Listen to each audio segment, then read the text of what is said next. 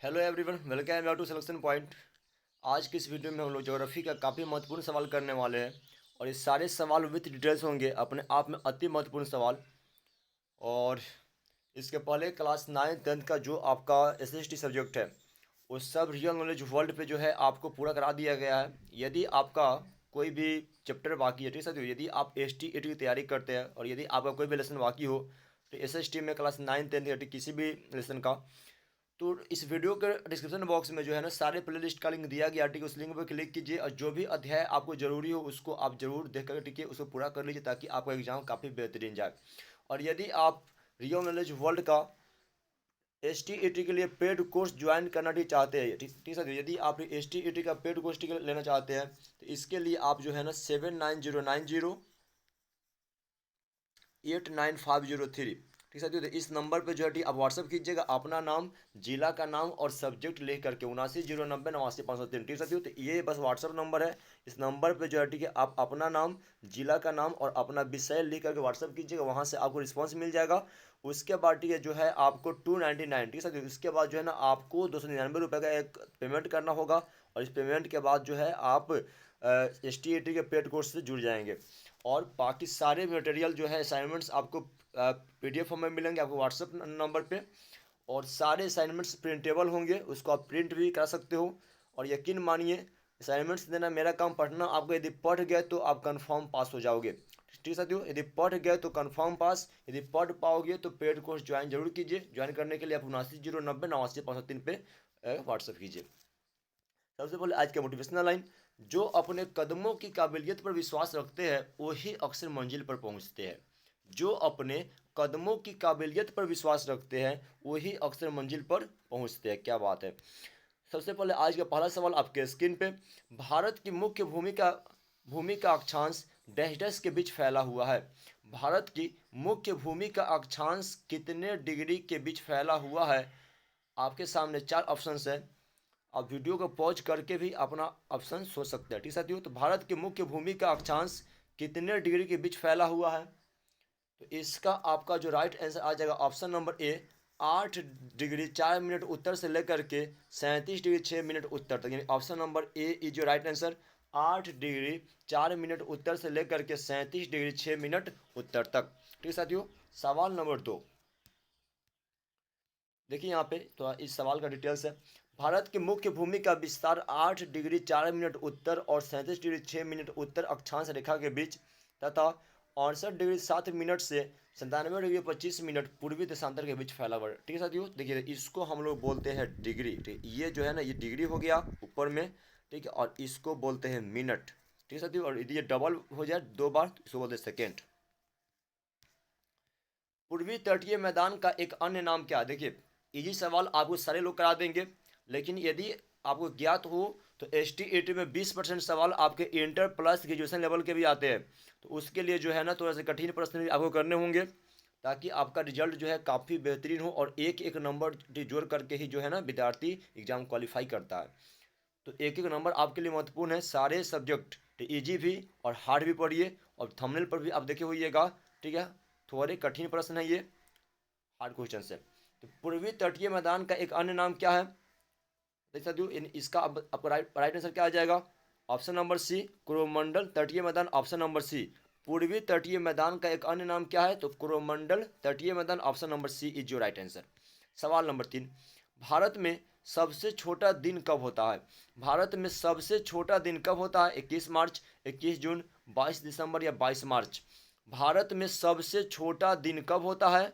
तो 22 दिसंबर को, option number सी। ठीक है, 21 जून को जो है ना, जिस दिन हम लोग मनाते हैं अंतर्राष्ट्रीय योग दिवस, इंटरनेशनल योगा डे, तो 21 जून जो है ना सबसे बड़ा दिन होता है और 22 दिसंबर सबसे छोटा दिन होता है। हिंद महासागर में सबसे छोटा द्वीपीय देश कौन सा है? हिंद महासागर में सबसे छोटा द्वीपीय देश कौन सा है? जापान, मालदीव, म्यांमार या भूटान?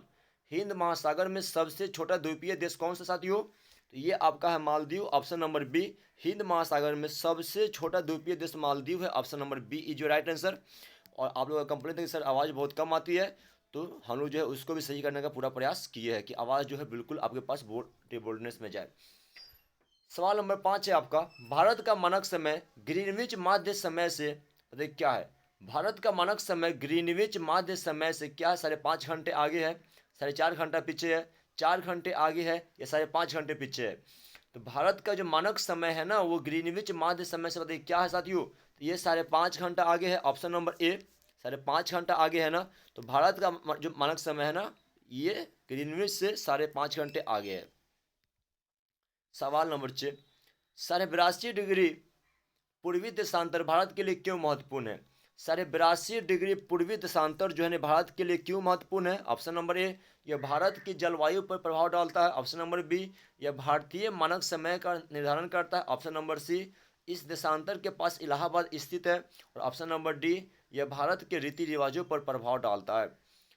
तो 82.5 डिग्री पूर्वी देशांतर भारत के लिए क्यों महत्वपूर्ण है, क्योंकि यह भारतीय मानक समय का निर्धारण करता है। ऑप्शन नंबर बी हो जाएगा यहाँ पर आपका right answer, option number B, क्योंकि यह भारतीय मानक समय का निर्धारण करता है। सवाल नंबर 7, निम्नलिखित में से किसको सूर्य की ऊर्ध्वाधर किरणें कभी नहीं मिलेगी। तो इनमें से किसको सूर्य की ऊर्ध्वाधर किरणें कभी नहीं मिलेगी। मुंबई, चेन्नई, तिरुवनंतपुरम या श्रीनगर। इनमें से किसको सूर्य की ऊर्ध्वाधर किरणें कभी भी नहीं मिलेगी। तो Srinagar, option number D. Srinagar में जो है ना सूर्य की सीधे किरणें कभी नहीं पड़ेगी। क्यों, देख लीजिए, सूर्य की ऊर्ध्वाधर किरणें श्रीनगर को कभी नहीं प्राप्त होगी। सूर्य कर्क रेखा से मकर रेखा के बीच ऊर्ध्वाधर चमकता है।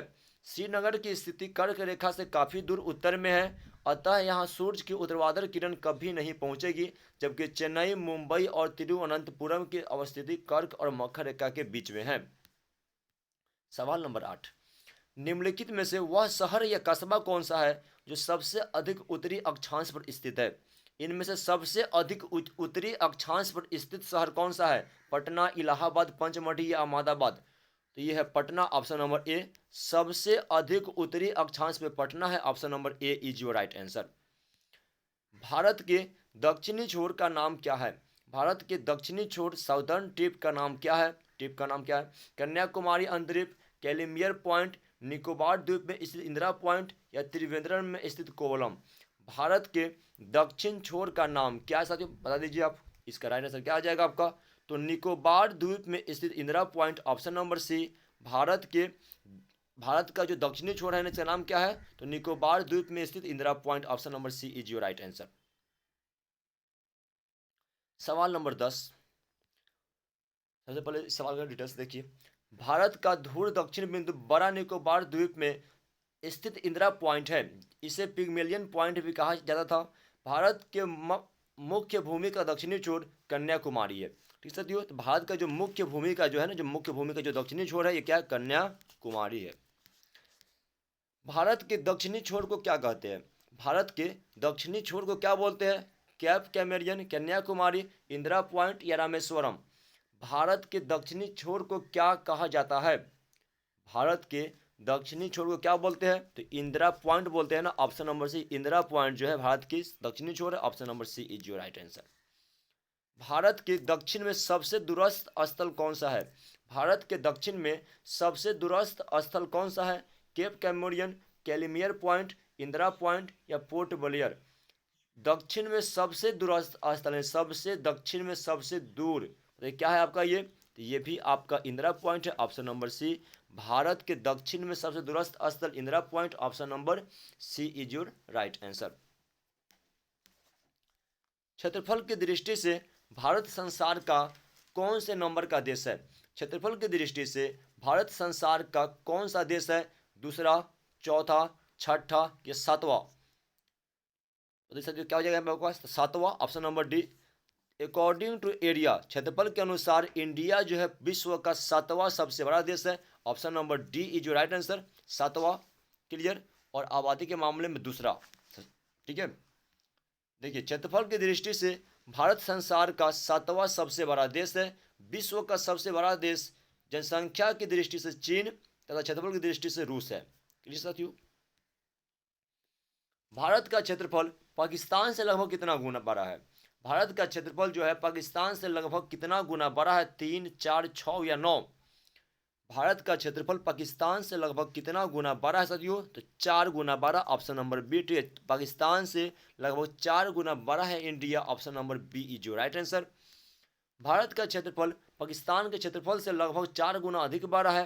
भारत का क्षेत्रफल 32,87,240 वर्ग किलोमीटर है तथा पाकिस्तान का क्षेत्रफल जो है 7,96,095 वर्ग किलोमीटर है। भारतीय उपमहाद्वीप मूलतः एक अंग था किसका?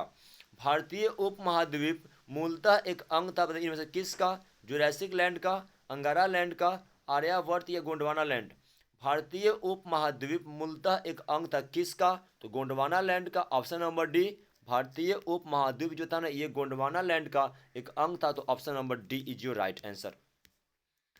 भारतीय उपमहाद्वीप मूलतः गोंडवाना लैंड का भाग था। ऑस्ट्रेलिया, अफ्रीका, दक्षिण अमेरिका, मेडागास्कर आदि इसी के भाग थे। पैजिया का विभाजन दो बृहद स्थल खंडों में हुआ। इसके उत्तरी खंड को अंगारा लैंड और दक्षिणी खंड को गोंडवाना लैंड कहा जाता था। इन दोनों स्थल खंडों के विभाजन के बाद ही विश्व का वर्तमान आकार सामने आया। सवाल नंबर 15, निम्नलिखित में से किस देश के साथ भारत की अंतर्राष्ट्रीय सीमा नहीं लगती है?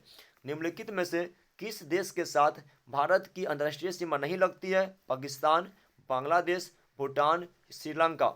तो देखिए, वैसे तो ये सब हमारे पड़ोसी देश ही है, लेकिन श्रीलंका जो है ना, स्थल सीमा के साथ जो इंडिया से नहीं जुड़ता है। ठीक है, ये समुद्री मार्ग के द्वारा लेकिन जरूर जुड़ता है। तो ऑप्शन नंबर डी श्रीलंका जो है ना, श्रीलंका के साथ भारत की अंतर्राष्ट्रीय सीमा नहीं लगती है, तो option number D is your right answer. Sri Lanka यहाँ पे आपका आ जाएगा। क्षेत्रफल व जनसंख्या की दृष्टि से भारत दक्षिण एशिया का सबसे बड़ा देश है, जिसकी सीमाएं 7 देश से मिलती है। बांग्लादेश, चीन, पाकिस्तान, नेपाल, म्यांमार, भूटान एवं अफगानिस्तान। यानी ये वो 7 देश है जिससे इंडिया की सीमा मिलती है। बांग्लादेश, चीन, पाकिस्तान, नेपाल, म्यांमार, भूटान एवं अफगानिस्तान। अतः स्पष्ट है कि श्रीलंका से भारत की अंतर्राष्ट्रीय सीमा नहीं लगती है। निम्नलिखित में से कौन से देश पाक स्टेट से जुड़े हुए हैं? निम्नलिखित में से कौन सा देश जो है ना, पाक स्टेट से जुड़ा हुआ है? भारत, श्रीलंका, उत्तर कोरिया, दक्षिण कोरिया, पाकिस्तान एवं चीन, ब्रिटेन एवं फ्रांस। इनमें से कौन सा देश जो है ना, पाक स्टेट से जुड़ा हुआ है? तो भारत एवं श्रीलंका, ऑप्शन नंबर ए। भारत एवं श्रीलंका पाक स्टेट से जुड़े हुए हैं, option number A is your right answer. पाक जल डमरू मध्य यानी पाक स्टेट इसी को बोलते हैं, भारत के राज्य तमिलनाडु और द्वीपीय देश श्रीलंका के बीच स्थित एक जल संयोजी है।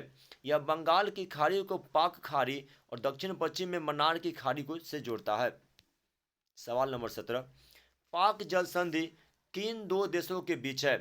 पाक जल संधि किन दो देशों के बीच है? भारत और पाकिस्तान, पाकिस्तान और श्रीलंका, भारत और श्रीलंका, पाकिस्तान और ईरान। तो पाक जल संधि जो है ना, किन दो देशों के बीच साथियों? ये अब क्या हो जाएगा, भारत और Sri Lanka, option number C. Bharat और श्रीलंका के बीच है पाक जल संधि, तो option number C is your right answer. देखिए, पाक जल संधि भारत और श्रीलंका के बीच है। इसे अंग्रेज अफसर पाक ने निर्धारित किया था। सवाल नंबर 18, भारत अपनी अंतर्राष्ट्रीय सीमा सबसे कम किस देश से साझा करता है?